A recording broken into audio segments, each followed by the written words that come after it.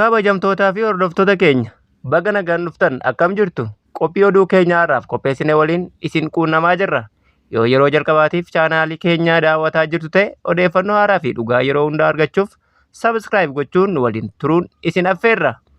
Oduu har'aa keessatti odeeffannoowwan garaagaraa biyya keessaa fi alaa addunyaa irraa walitti qabnee isin biraan ga'uuf qopheessinee jirra. Dhimmoota hawaasa yaaddessan, haala nageenyaa fi siyaasaa akkasumas odeeffannoo yeroo ammaa irratti xiyyeeffatan bal'inaan isin dhageessifna. Qophii keenya irraa keessatti mata dureewwan akka rakkoo geejjibaa fi daballii gatii hawaasaa yaaddessaa ta'aa jiru, waamicha ministeera muummee Abiyyi Ahmad boba'aa qusachuun akka itti fayyadaman ilaalchisee dabarsan, ibsa barattoota yuunivarsiitii Wallaggaa akeekkachiisa guddaa of keessaa qabu, leenjii dabballummaa waraana bilisummaa Oromoo zoonii lixaa xumuramee miseensonni eebbifamuu isaanii, akkasumas lixa Daarfuritti haleellaa diroonii raawwatameen ajajaan RSF fi namoonni biroon ajjeefamuu isaanii irratti bal'inaan isiniif odeessina. Egaa kanaaf haga dhuma qophii keenyaatti nu waliin turuun odeeffannoo guutuu akka argattan isin affeerra. Amma immoo gara bal'ina oduu keenyaatti isin dabarsina.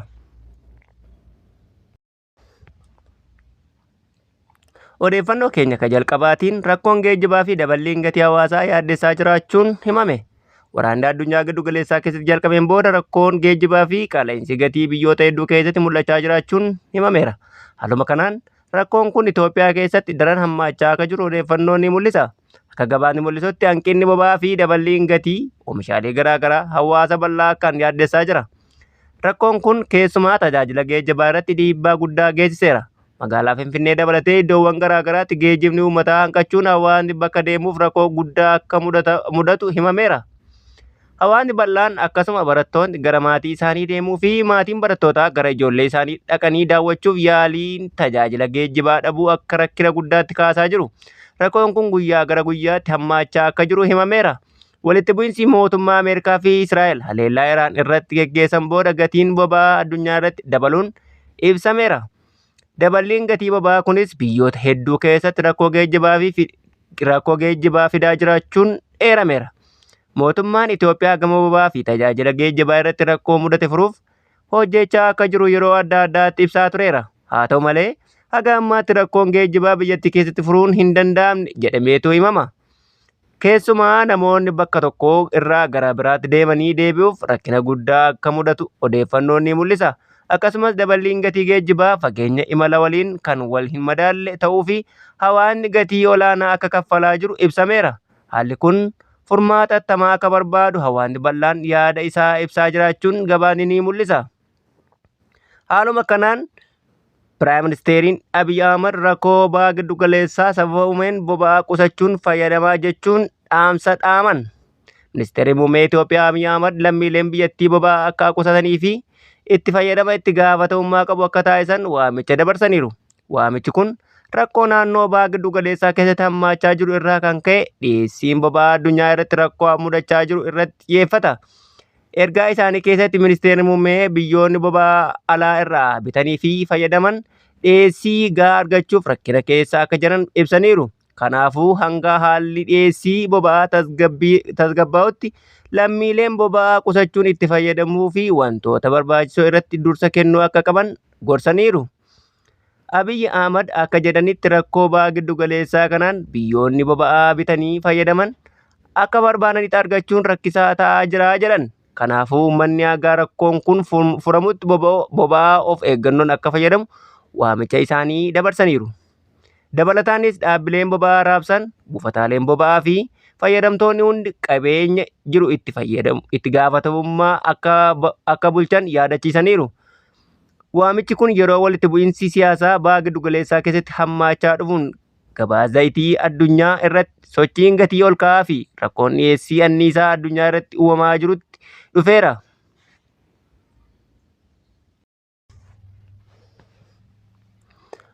Odeeffannoo keenya kan birootiin ammoo ibsi barattoota yuunivarsiitii Wallaggaa akeekkachiisa guddaa kan of keessaa qabu maxxanfamee jira.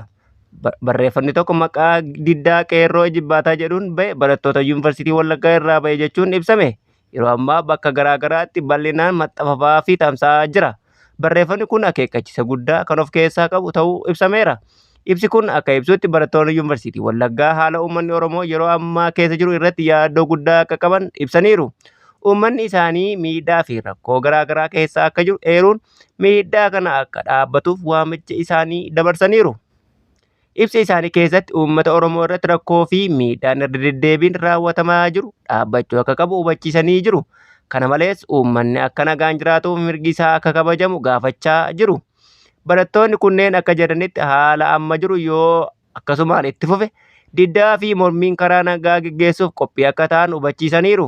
Ibsi isaanii kunis uummanni keenya nagaan haa jiraatu, mirgi isaa haa kabajamu jechuun dhaamsa isaanii dabarseera.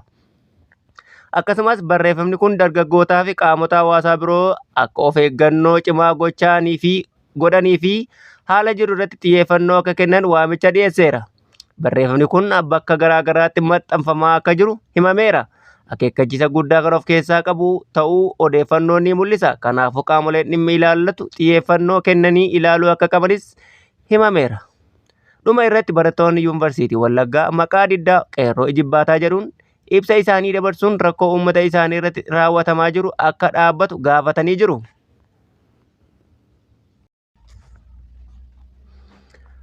Odeeffannoo keenya addaatiin ammoo leenjiin dabbalummaa waraana bilisummaa Oromoo yookiin WBO'n zoonii lixaa xumuramee miseensonni isaanii eebbifamuun ifoome. Waraanni bilisummaa Oromoo yookiin WBO'n zoonii lixaa keessatti miseensota isaaf leenjii siyaasaa dabbalummaa kennamaa ture xumuramuun eebbisiisuu isaa beeksiseera. Oduun kun akka ibsutti leenjichi bitootessa 13 bara 2026 xumuramee miseensonni irratti hirmaatan sirna eebbaatiin xumurameera jedhan. Akka odeeffannoon mul'isutti leenjicha ijaarsa waraanaa fi caasaa uummataa cimsuuf akkasumas hubannoo siyaasaa guddisuuf kan qophaa'e ta'uu ibsameera. Miseensonni filataman yeroo murtaa'eef leenjii bal'aa argachuun isaanii ibsameera. Leenjii kana keessatti tooftaalee loltummaa akkamitti miseensonni waliin hojjetanii fi hooggansa qabsoo kana irratti xiyyeeffannoo addaa kennamu himameera. Akkasumas kaayyoo fi imaammata qabsoo isaanii miseensotaaf irra deebiin ibsuun dammaqina loltummaa cimsuuf barnoota bal'aan kennamuu ibsameera. Leenjichi dabbalummaa ijaarsa waraanaa fi caasaa uummataa irratti xiyyeeffachuun kennamaa akka ture ta'uu fi naamusa loltummaa barbaachisu akka guutaniif leenjii gahaan kennamuun ibsameera. Kana keessatti dabballoonni gaafatama isaanii haga wareegamaatti ba'anii raawwachuu akka qaban hubachiifamuun isaanii eerameera. Sagantaa eebbaa irratti qondaaltonni waraana bilisummaa Oromoo keessaa Jaal Itichaa Lammii Oromoo fi Jaal Qeerransoon miseensota eebbifamaniif dhaamsa onnachiisaa dabarsaniiru. Dhaamsa isaanii keessatti namoonni maqaa adda bilisummaa Oromoo fayyadamuun uummata keessatti burjaajii uumaa jiran akka dhaabsifamanii fi aantummaa sabaaf qabuun dirqama qabsoo ba'uun akka barbaachisu hubachiisaniiru. Qondaaltonni kunniin dabalataan haalota amma jiru injifachuuf barumsi wal marii tokkummaan hojjechuu fi cichoominni akka barbaachisu ibsanii holola diinaa cabsuun qofa akka injifannoon argamu hubachiisaniiru. Dhuma irratti miseensonni leenjii kana xumuruun dirqama itti aanuuf qophii ta'anii gara hojii qabsoo itti aanutti akka bobba'an ibsameera.